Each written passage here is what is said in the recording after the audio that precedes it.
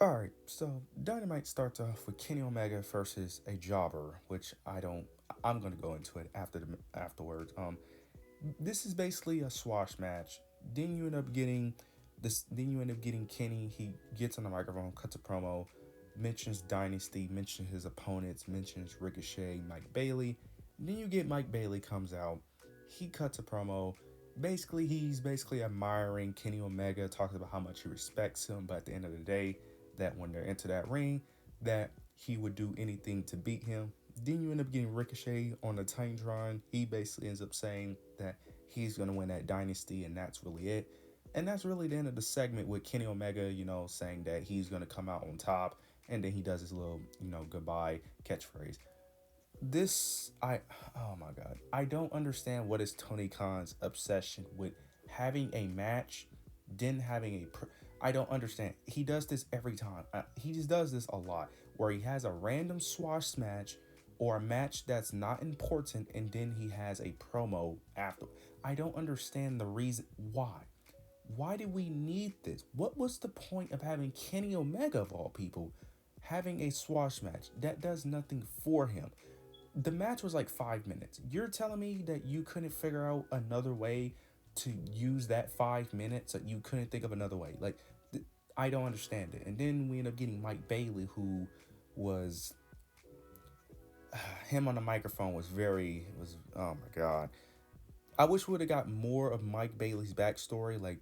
He could have went more in depth of who he was, why he won the AEW International Championship, more in depth. But no, he just came off to just dick ride and suck off Kenny Omega for a majority of his promo. Then you get Ricochet. This segment was just not it. It's just not it. This whole entire build towards Dynasty has just not been it. It's been bad. It's been very bad and very boring. I don't even care for Dynasty, to be honest, but here we are. But I have no hope with AEW at this point, because man, the shows are just not hitting. Afterwards, we end up getting MJF. He cuts a promo. Then he calls out MVP. It wasn't really a promo by himself. He calls out MVP. MVP comes out. Basically, MJF rambles a bit, but towards the end, he was about to shake MVP's hand because he was about to accept, because he says he wants to do business with MVP. Then you get Bobby Lashley and Shelton Benjamin. They come out. And then you get Bobby Lashley. He pulls his hand out, and MJF thinking that he wants a handshake, but Bobby Lashley wants the card. He grabs the card, rips it in front of MJF, and there's a little tension between Bobby Lashley and MJF, but MJF ends up leaving the ring, and that's how we end the segment. Now, I will say this. I was very confused, because it was very weird how they set this up, because it was very weird on how because Bobby Lashley was like silent. He didn't say any words, and the way MVP was interacting, because MVP was trying to break it up, but it was barely any talking during this. It was like MVP was trying to break it up without. It was very weird. It was a very weird segment overall. I feel like the execution could have been better, but later in the show they end up showing that the Hurt Syndicate ended up having a segment. Basically, Bobby Lashley and Shelton Benjamin don't want MJF in the group because they don't trust him. They think he's untrustworthy, while MVP wants him in the group, but MVP ends up saying that they would have to get back to the discussion later. So we'll see how this plays out. I'm still a bit confused on it, mainly because it looks like they're going away from the MJF and Hangman story, which I'm also a bit confused by. Or maybe they could be taking a break from it, but even then, I don't understand it. We'll see how this goes, but I really don't know the direction it could. The only thing I could think of is that this is going to lead to a Bobby Lashley MJF feud, but I'm a bit confused on that due to them being tag champions. But to be fair, the tag division is basically non-existent, so who really cares that they have tag titles? So I don't know how this is gonna play out, but we're gonna have to see. But I have no hope for this. After this, we end up getting Kyle Fletcher and Brody King. For whatever reason, I don't know why. Kyle Fletcher wins with the help of Mark Davis and Don Callis. Then you get all three of them. Well, Mark Davis and Kyle Fletcher jump Brody King after the match. Then you get Powerhouse Hobbs, of all people, comes out and saves Brody King. Actually, before I even rant, then this transitions into a match between Powerhouse Hobbs and Mark Davis, and then of course Powerhouse Hobbs win. Okay, why? I don't this is why I'm saying I don't understand it. I don't get I swear, Powerhouse Hobbs comes out and saves a random person for like the millionth. I swear I see this all the time with Powerhouse Hobbs. This is like the millionth time I have seen him come out, make a save against someone that he has no relation. What is his relationship with Brody King? Why does he care?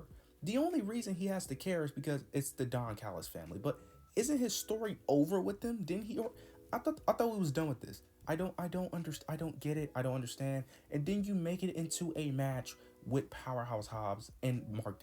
Who cares? Like, I don't understand. Like, I don't get it. And then you have the Kyle Fletcher and Brody King match, which felt like an eternity of a match, which was way too long. I don't understand. I don't get it. I don't understand. Like, what are we doing here? I don't get it. This vid is either going to be extremely long or extremely short. I don't know which one, but I just don't understand. I'm just going to move on because this is stupid. This makes no sense. After this, we get rated FTR. They end up having a segment. They was getting interviewed by Shabani. Dax ended up apologizing to Cope and Cash. He ends up mentioning the reasons why he ended up leaving last week. And leaving Copeland in the ring. He ends up saying that he felt like that him and Cash drifted their goals towards helping Cope, while they should have been focused on the AEW tag team titles, and that he felt like Cope was, basically dragging them away from their ultimate goal. Cope responds, ends up saying that he didn't force him to help. He said the reason why they even got involved was because Cope ended up helping FTR out due to, the Death Riders attacking them first. Dax ended up apologizing. They ended up having a little weird back and forth interruption, but overall it ends with the segment basically ending with Cash Wheeler and Adam Copeland ended up saying that they should go after the trios title, because at first Dax wanted to go after the tag titles, but they end up switching it to the trios titles, and they want one more shot at it. So I don't know if it's next week, if I'm not mistaken. It may be next week, or no, I think it's at Dynasty actually. Yeah, it's at Dynasty, where it's going to be a trios championship match between the Death Riders versus Radiant FTR. I'm going to be honest, I totally forgot the trios titles even exist, because we don't see the trios titles because they don't wear them. This is going to be, I'm assuming that they're probably going to lose that match, and this is going to lead to the Dax Hardwood heel turn, due to him feeling like that Cope is bringing him and Cash down, and that they should be focused on the tag titles instead of helping Copeland out. I don't know where Cash fits into this, because I can see Cash will have to turn heel, because him going by himself makes no sense. Now I'm assuming this is gonna lose. If they're gonna turn FTR heel, I'm assuming the direction they're probably gonna go is eventually turning Christian babyface to have Cope and Christian, because I don't know who else Adam Copeland is going to tag team with to face FTR if you're doing this feud. I don't know where this is going. I don't really understand the direction, because I feel like if you was gonna turn Dax and FTR heel, I get it, but this should have been built up for months, if I'm being honest. It kind of just came out of nowhere last minute last week. Kind of feel like they should have built this up, but I'm not really shocked. AEW's been doing that for a while, so I'm not really that shocked. After this, we end up getting Swerve. He ends up calling out Jon Moxley. They end up having a bit of a back and forth. I'm not gonna really go that in depth. The promo segment was fine. It was solid. Basically, the promo was basically Swerve basically saying that he needs to dethrone Moxley, and that Moxley has changed. He's not the man he once was, and that he needs to put an end to it. And then Moxley is basically telling Swerve that he sees potential in Swerve, and Dynasty is his chance to prove it, but he doesn't think Swerve is ready, and that he's suffered enough, and that he needs to tolerate more pain, and that is he willing to basically take the extra mile, do whatever it takes to win at Dynasty. Now, this promo kind of made no sense for Moxley, because I don't understand why you're asking Swerve Strickland that question, because have you not watched Swerve Strickland for the past few months? Like, his feud with Hangman alone tells you that he's willing to do anything. Like, I get what Moxley was doing. I just felt like it didn't make no sense due to who he's talking to. You're talking to Swerve Strickland here. Come on. Like, have we not seen what Swerve has done to his opponents? Like, especially just the Hangman feud alone literally proved everything that Moxley was saying. I don't understand where he was going with that. But then of course, the Death Riders, they try to do their typical shenanigans, tries to attack Swerve, but Swerve was actually prepared. Marina tried to attack Swerve, but Willow comes out and ended up protecting Swerve. Then we end up getting a little mini brawl between Marina and Willow. I'm assuming that's going to be a feud, maybe lead to a match, but who knows. But overall, I don't care about this match, to be honest. I'm just hoping Swerve wins, but I have no hope, to be honest. after this, we're gonna get to the main event. I was gonna mention another match, but to be fair, that match does not matter because it was a pointless match. We get the main event: Mega Main Penelope versus Thunder Rosa and Toni Storm.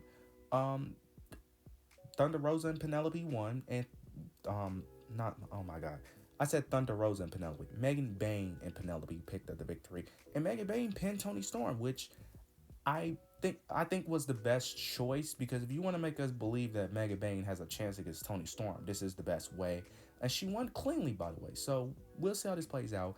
I still can't get invested in Penelope or Megan Bayne because they haven't told us their intention. I don't understand why she hasn't spoke a word. It doesn't make sense. Like, I don't get it. I don't understand. Why is she a mute?